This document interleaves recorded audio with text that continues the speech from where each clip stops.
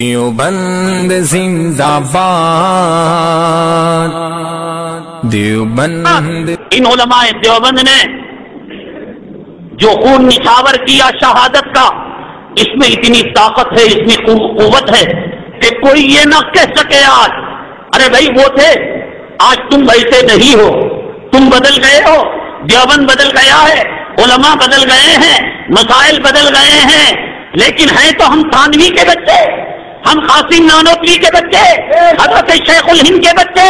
اور ایک دارالعلوم دیوبند کا ادنا طالب علم، دارالعلوم دیوبند کا ایک ادنا طالب علم، ایک ادنا غلام، ایک ادنا حقیر، ایک ادنا فقیر، میرے رب کی عزت و جلالت کی قسم جب تہاڑ جیل کے اندر گیا تھا اور کرن بیدی جب اس کے جو ہے بارک کا معائنہ کی تھی اور اس کے سیل کا معائنہ کی تھی تو وہاں پر جو ہے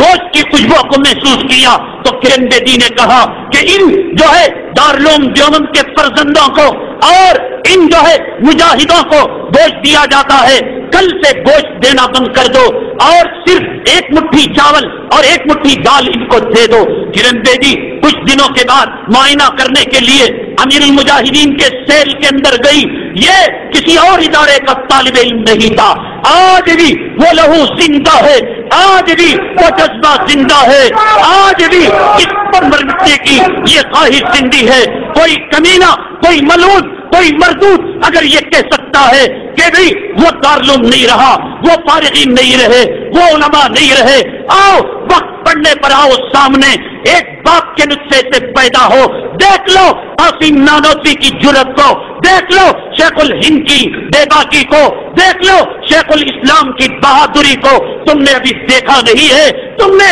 صرف جھوٹا چاٹا ہے۔ یہ امیر المجاہدین جس کا گوشت بند کر دیا گیا تھا، سالن بند کر دیا گیا تھا، ایک مٹھی دال، ایک مٹھی چاول اور 2 پیالی پانی دیا گیا تھا، یہ کرن بیدی زندہ ہے۔ میرے رب کی عزت و جلالت کی قسم 1992 سے پہلے کا واقعہ کہ جب اس نے معائنہ کیا تو پھر گوشت کی بحث میں بو کو اس نے محسوس کیا نان ویجیٹیرین کی خوشبو کو، ناراض ہو گئی، سپرنٹینڈنٹ کے پاس گئی اور جیل کے ذمہ داروں کے پاس گئی اور کہا کہ تم رشوت لے کر ان کو گوشت پہنچاتے ہو۔ انہوں نے قسمیں کھائی، انہوں نے ثابت کیا کہ ہم نے کچھ نہیں کیا۔ جب کرن بیدی ان کے سیل کے سامنے آئی اور کہا کہ ہم نے تمہارا گوشت بند کر دیا تھا، یہ کڑائی کے اندر، یہ توے کے اندر یہ کون سا گوشت بھونا جا رہا ہے، یہ کیا چیز تلی جا رہی ہے؟ اس امیر المجاہدین حفظہ اللہ تعالیٰ نے فرمایا کہ ایک کرن بیدی میرے رب نے کلام پاک میں فرما دیا تھا وَفِي السَّمَاءِ رِزْقُكُمْ وَمَا تُوعَدُونَ کہ تو زمین کے دروازوں کو بند کر سکتی ہے، آسمان کے دروازوں کو بند نہیں کر سکتی۔ جب سے تو نے گوشت دینا بند کر دیا، ہر سحری اور افطاری کے وقت ایک پرندہ آسمان سے میری سلاخوں کے پاس آ کر بیٹھتا ہے، اپنی گردن کو پیش کرتا ہے، بسم اللہ اللہ اکبر کہہ کر میں ذبح کرتا ہوں اور سحری اور افطاری کا میرا انتظام ہو جاتا ہے۔